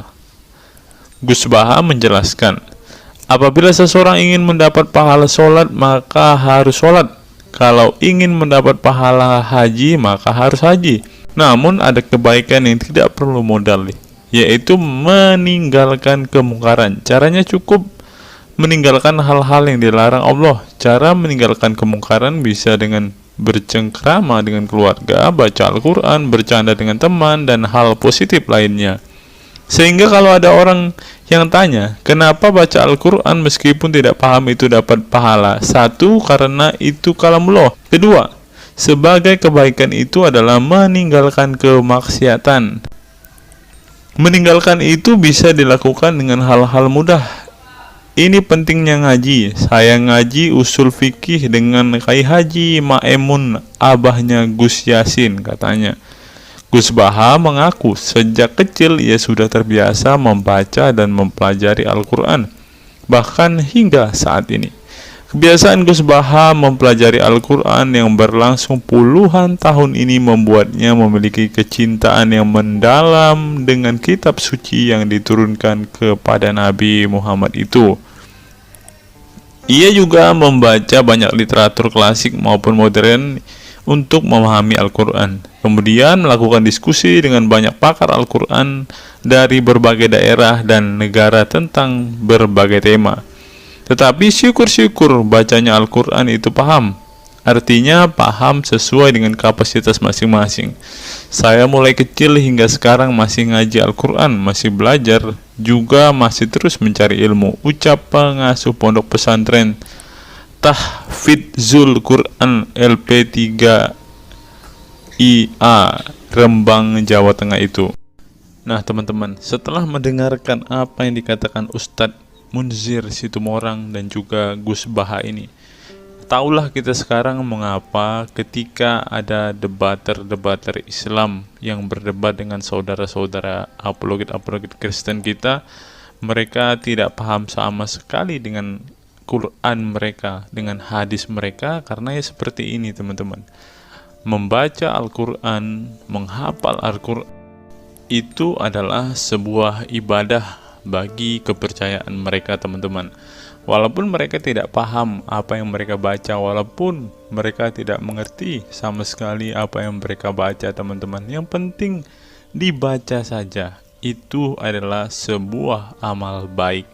Nah teman-teman, kita belajar bahwa ketika apologet Kristen berdebat dengan para apologet Islam atau dengan para polemikus Muslim, inilah yang terjadi teman-teman. Mereka tidak paham sama sekali ketika mereka ditanya isi hadis dan Qur'annya. Karena pada intinya atau pada kenyataannya, seperti pengakuan dua ustadz ini tadi, bahwa memang benar umat muslim itu hanya senang membaca, hanya suka membaca, hanya suka mengimani tetapi tidak paham sama sekali dengan apa yang mereka baca dan imani, teman-teman. Sebagai contoh, teman-teman, kita kalau melihat perdebatan antara Gurunda Zuma dengan apologet-apologet Kristen ya, ketika Zuma ditanyakan ayat-ayat Al-Quran atau hadis-hadisnya, Zuma pasti tidak pernah menjelaskan ayat dan hadis itu, teman-teman. Alasannya ya kita tahu ya, sekarang ternyata memang Zuma pun ternyata hanya hafal, hanya suka membaca tetapi tidak paham dan tidak mengerti sama sekali dengan apa yang mereka baca dan hafalkan, teman-teman.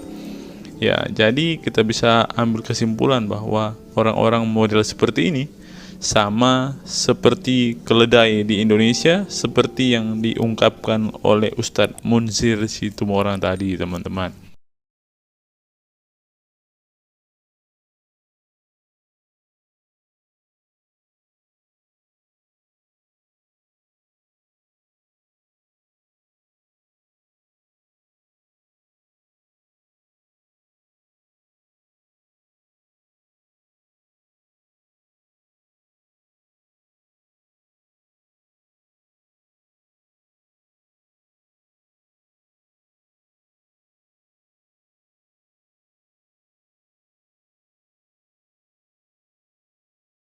Fenomena pemurtadan dan kelompok Islam radikal. Sejumlah sarjana Islam mengemukakan hukuman seorang murtad adalah hak prerogatif Tuhan, bukan wewenang manusia. Masalah pemurtadan selalu menjadi isu penting dalam sejarah wacana keislaman. Dalam Islam, tindakan atau sikap seseorang muslim meninggalkan agama Islam, baik dengan perkataan maupun dengan perbuatan, disebut dengan ridah atau irtidad dalam bahasa Arab. Dan orang muslim yang melakukan tindakan ini disebut murtad. Nah, seperti yang dikatakan oleh Yakut tadi, teman-teman, dengan mengatakan toa itu seperti gonggongan anjing, dia sudah murtad, teman-teman. Itulah sebabnya saudara-saudara muslim menganjurkan dia untuk istighfar dan mengucapkan 2 kalimat syahadat kembali. Lanjut. Seorang dikatakan murtad belum tentu mereka pindah atau konversi ke agama baru. Bisa juga mereka kemudian memilih untuk tidak beragama, menjadi sekuler, ateis, agnostik, dan lain sebagainya. Masalah pemurtadan ini bukan hanya diskursus dan fenomena eksklusif dalam Islam saja, tetapi juga dalam agama-agama lain ya. Ada banyak pendapat di kalangan sarjana muslim tentang status ridah dan bagaimana seharusnya memperlakukan seorang murtad. Ada yang berpendapat ridah adalah masalah kepolitikan, bukan masalah teologi keagamaan, sehingga orang yang keluar dari Islam murtad tidak perlu dikenai hukuman apapun, termasuk hukuman pembunuhan. Karena itu akan bertentangan dengan doktrin Islam dan Al-Quran yang menggaransi kebebasan bagi seseorang untuk beriman dan beragama atau tidak beriman dan tidak beragama. Bagi mereka, sejarah hukuman pembunuhan bagi orang-orang yang keluar dari Islam lebih mengacu pada fenomena dan alasan sosial politik belaka. Dengan kata lain, kata murtad bagi mereka mengacu pada pengertian pembangkangan politik ketimbang pemberontakan teologis. Tak ada konsensus mengenainya. Tetapi ada pula yang berargumen bahwa masalah pemurtadan adalah masalah teologi keagamaan, sehingga orang yang mendeklarasikan diri keluar dari Islam harus dihukum bunuh seperti yang dipraktikkan oleh generasi Islam pasca wafatnya Nabi Muhammad. Menariknya, sejumlah sarjana Islam terkemuka, baik klasik maupun kontemporer, baik Sunni maupun Syiah, sebut saja seperti Muhammad bin Ahmad al-Saraki, Abu al-Walid al-Baji, Ibrahim al-Naqi, Ibnu al-Human, Buharuddin al-Mahinani, hingga Ali Goma, Husin Ali Mutazir, Zafir Ahmad Gamidi, dan Torik Ramadan menyatakan tidak ada konsensus daripada ulama tentang hukuman bunuh bagi seorang murtad. Mereka juga menegaskan bahwa hukuman seorang murtad adalah hak prerogatif Tuhan, bukan wewenang manusia. Nah, sekarang kalau kita melihat ada seorang ustadz mengatakan, siapa namanya itu, Abdul Somad bilang, bagi yang murtad darahnya halal. Nah, gimana ya dengan Abdul Somad ini, teman-teman? Dia sudah tidak menghidupi apa yang diajarkan oleh pendahulu-pendahulunya, teman-teman. Lanjut, masalah sejarah dan fenomena pemurtadan dalam Islam ini dengan baik dikupas oleh Abdullah Said dalam Freedom of Religion, Apostasy and Islam, atau Taha Jabir Al-Wani dalam Apostasy in Islam, A Historical and Scriptural Analysis. Tulisanku ini tak bermaksud membahas secara lebih dalam dan detail tentang pemurtadan ini, tetapi ingin menyajikan sejumlah fenomena pemurtadan di kalangan masyarakat Islam kontemporer, di mana banyak orang-orang yang memilih keluar dari Islam bukan lantaran menghadapi peliknya masalah teologi keislaman misalnya, melainkan dikarenakan telah muak menyaksikan perilaku Islam itu sendiri, khususnya kalangan muslim ekstremis. Nah, ini juga yang buat saudara-saudara kita muslim murtad, teman-teman. Nggak tahu ya Abdul Somad termasuk orang yang Islam atau muslim yang ekstremis atau enggak ya, karena dia bilang siapa yang murtad darahnya halal. Bisa jadi Somad salah satu Islam ekstremis. Berikutnya, faktor trauma. Bagi kelompok Islam militan konservatif, pemurtadan adalah tindakan haram dan kaum murtad harus dibunuh. Tetapi mereka tidak menyadari bahwa banyak kaum Islam yang memilih menjadi murtad justru karena mereka trauma dengan perilaku brutal kelompok radikal Islam itu sendiri. Lihat misalnya penuturan sejumlah mantan muslim dalam buku Living Islam, Apostate Speak Out, yang diedit oleh Ibnu Warak, nama samaran, seorang pensiunan Islam kelahiran Rajkot, India. Dalam buku yang sangat provokatif ini, sejumlah ex-muslim bersuara keras memberi kesaksian tentang kebobrokan perilaku kelompok muslim radikal di negara-negara yang mayoritas berpenduduk muslim seperti Pakistan, Bangladesh, Aljazair, Iran, Afghanistan, dan lain sebagainya.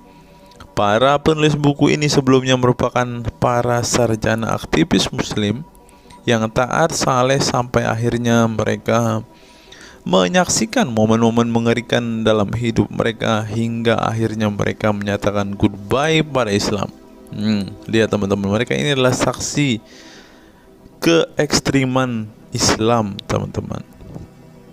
Kini mereka memilih menjadi Kristen, agnostik, ateis, humanis, sekularis, free thinker, dan lain sebagainya. Setelah mendeklarasikan dari emoh pada Islam, mereka kemudian pada umumnya memilih tinggal di Barat, khususnya Amerika Serikat, Kanada, Eropa Barat, dan Australia. Karena kalau mereka tinggal di Arab ya pasti dipenggal, teman-teman. Sebagai suaka baru mereka dengan pertimbangan satu, masalah ketidakamanan jika mereka tinggal di negara asal mereka, sebab seorang yang pindah agama dihukumi murtad dan mereka itu bisa dibunuh. Nah, benar apa yang saya katakan tadi kan, teman-teman. Yang kedua, lantaran di Barat ada jaminan soal kebebasan beragama. Nah, kalau di negara asal mereka hanya satu agama, teman-teman. Kalau mau meluk agama lain ya siap-siap dipenggal karena darahnya halal. Inilah ajaran Islam yang asli. Berikutnya, buku yang ditulis oleh kaum murtad ini penting untuk disimak sebagai kritik tajam atas tindakan radikalisme agama yang dilakukan oleh, meminjam istilah Muhammad Said Asmani, kelompok ekstrim yang sering menebarkan kekerasan dan kebencian dalam menyampaikan pesan-pesan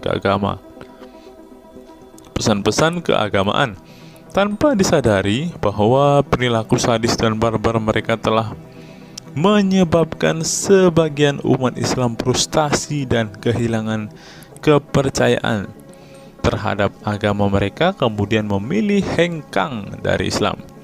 Ini menunjukkan bahwa masalah pemurtadan atau proses konversi tidak semata-mata masalah teologi keagamaan, tetapi juga sosial, politik, dan ekonomi.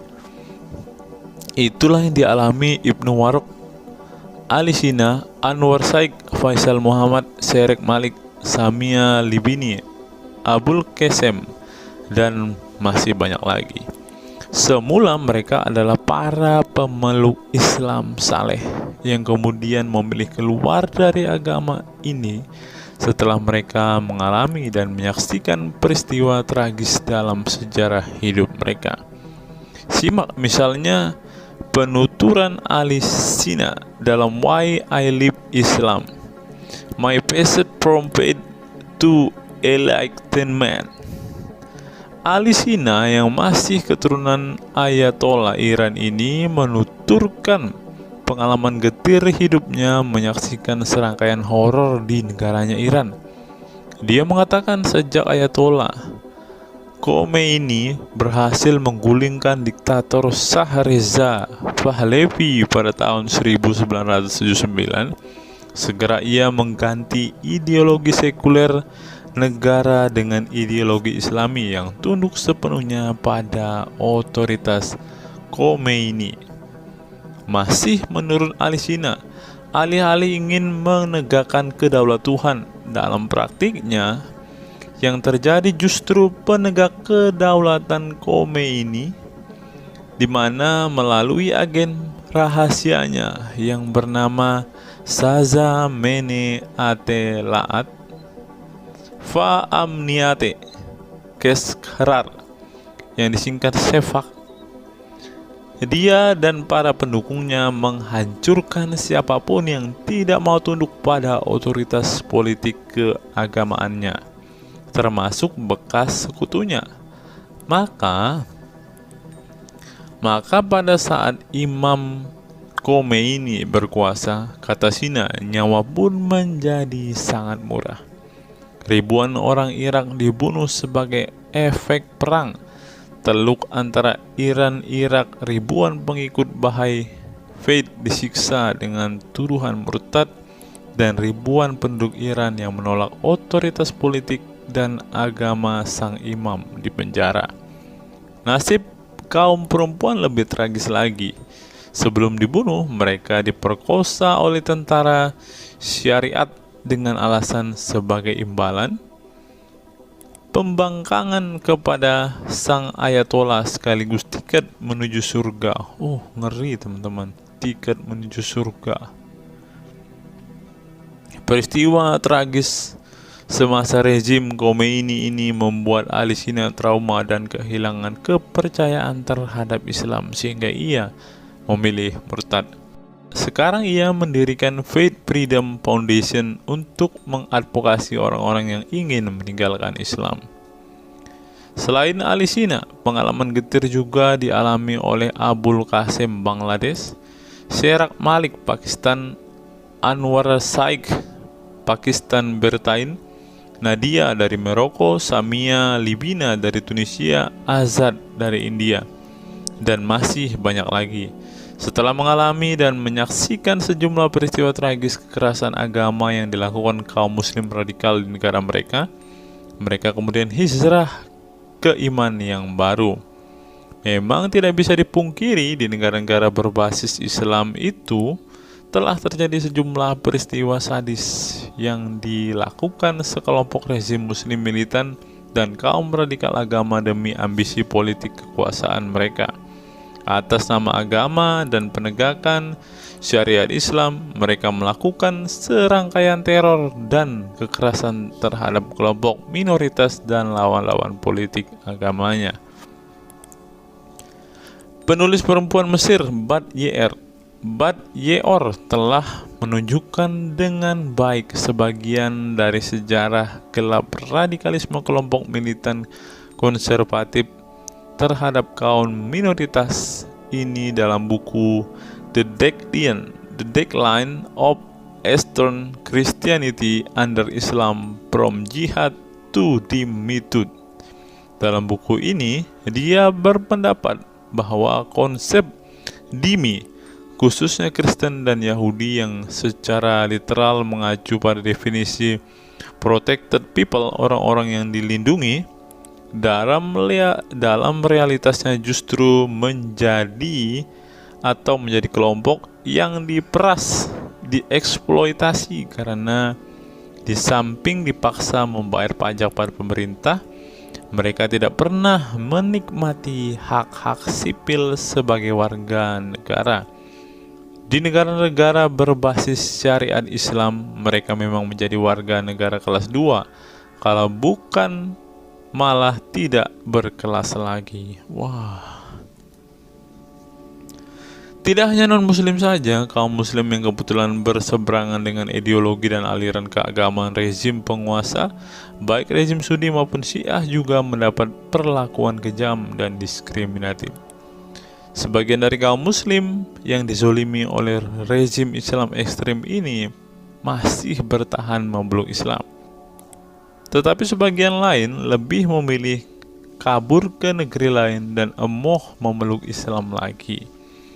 Ilustrasi di atas merupakan peringatan keras sekaligus memberi pelajaran berharga bagi umat Islam. Dengarnya saudara-saudara Islam, khususnya kelompok muslim militan konservatif yang selama ini getol berdakwah dengan cara-cara kekerasan dan intoleran. Perilaku brutal dan aksi-aksi kekerasan yang mereka lakukan tidak hanya menyebabkan simpati publik terhadap kaum muslim merosot atau melorotnya tingkat kepercayaan publik terhadap Islam sebagai agama damai, toleran, pluralis, dan rahmatan lil alamin. Tetapi lebih dari itu, tindakan konyol kaum radikal agama ini telah menyebabkan pemurtadan sebagian umat Islam itu sendiri. Kedepan kaum muslim harus menebarkan Islam dengan cara-cara damai, santun, dan toleran, bukan dengan tindakan keras, kasar, dan intoleran yang justru merugikan Islam dan kaum muslim itu sendiri. Jika memang Islam itu agama rahmat bagi alam semesta, maka buktikan itu dengan tindakan nyata. Wallahu alam bishawab. Nah, itulah fakta-fakta yang bisa saya sampaikan pada kesempatan hari ini, teman-teman. Kiranya fakta-fakta ini dapat membuat kita semua sebagai umat Kristen semakin bersemangat berdoa, terlebih memberitakan Injil kepada saudara-saudara muslim kita yang benar-benar rindu, yang benar-benar ingin dan haus mendengarkan kabar baik, teman-teman. Karena Alkitab memang mengatakan ada orang-orang yang hatinya sudah tertutup untuk Injil dan mereka tidak akan pernah mendengarkan kabar baik itu. Bagi saudara-saudara muslimku, segeralah murtad, karena sesuai dengan apa yang kita bacakan hari ini, banyak sekali fakta-fakta yang di luar nalar yang bisa menjadi alasan kalian untuk meninggalkan agama Islam. Apa pendapat teman-teman setelah menyimak video ini? Silahkan tuliskan komentar waras teman-teman di kolom komentar video ini, agar banyak orang semakin waras dan semakin sadar bahwa hanya Yesuslah satu-satunya Tuhan dan Juru Selamat. Hanya Yesuslah satu-satunya yang menyediakan surga bagi setiap orang yang percaya kepadanya. Salam waras, salam sadar. Sampai bertemu di video-video kita berikutnya. God be with you all.